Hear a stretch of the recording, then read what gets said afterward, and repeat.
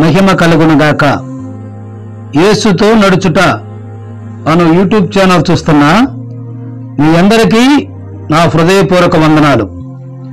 ఈరోజు మన Bible study లూకా సువార్త 10వ అధ్యాయము 25 నుంచి 37 వరకు చూసి దేవుని కృపలో నడుద్దాం. పాలస్తీనాలోని యూదయ గలిలయ మధ్య సమరయులు జీవిస్తున్నారు. ఎక్కువ మంది యూదులు ఈ 2 జిల్లాల్లోనే నివసించేవారు. సమరయులై సుంకర జాతి వారు యూదులకు సమరయులంటే గిట్టకపోక చిన్న చూపు చూసేవారు. ఒక మత బోధకుడు వచ్చి యేసుని ఇబ్బంది పెట్టాలని, బోధకుడా, నేను నిత్య జీవాన్ని ఎలా పొందగలను అని అడిగాడు. అందుకు యేసు, మన పవిత్ర గ్రంథము ఏమని బోధిస్తుంది, దాన్ని ఎలా అర్థం చేసుకున్నావు అని అడిగాడు.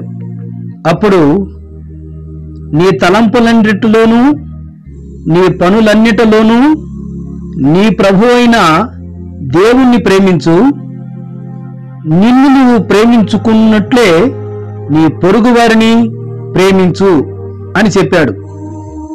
అప్పుడు యేసు, నువ్వు సరిగానే చెప్పావు, నీవు ఈ విధంగా చేస్తే నిత్య జీవితాన్ని పొందుతావు అన్నాడు.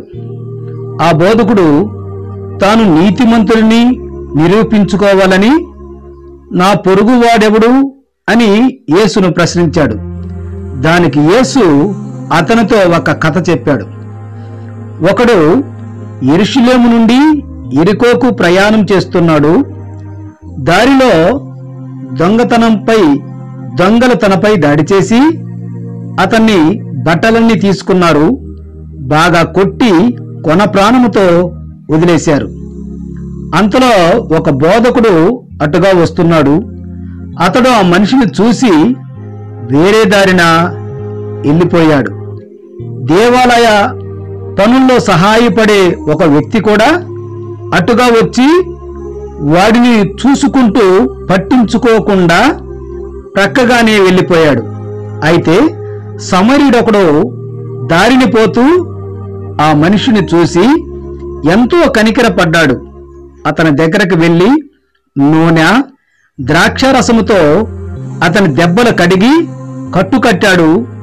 ఆ తర్వాత అతన్ని తన గాడిదపై మీద ఎక్కించుకొని ఒక సత్రానికి తీసుకువెళ్ళి పరిచర్య చేశాడు.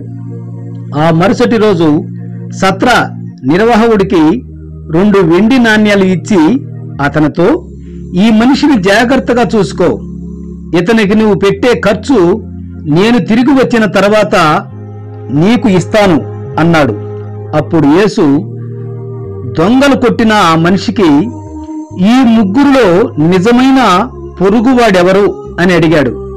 అందుకు బోధకుడు ఆ మనిషి మీద దయ చూపిన వాడే అని సమాధానం చెప్పాడు. యేసు ఆ బోధకుడితో, మంచిది, నీవు కూడా వెళ్ళి అలాగు చేయుము అన్నాడు. ప్రియ దేవుని బిడ్డలారా, పొరుగువారికి సహాయం చేయడమే దేవుని ఆజ్ఞ. నిన్ను వలె నీ పొరుగువారిని ప్రేమించమన్నాడు. అలాగే మనము మన పొరుగువారిని మనం ప్రేమించేవారిలాగా ఉండాలి. పరస్పరంగా ఒకరి పట్ల ఒకరు ప్రేమ కలిగి ఉండాలి, జాలి కలిగి ఉండాలి, దయ కలిగి ఉండాలి. కాబట్టి మనము ఒకరికొకరు ప్రేమించుకుంటూ ఐకమత్యంతోటి మనమందరము కూడా క్రీస్తు చెప్పిన ఆజ్ఞ ప్రకారం నడుచుకుంటూ దేవుని చెంతకు చేరాలి. అట్టి కృప మనందరికీ కలుగునుగాక.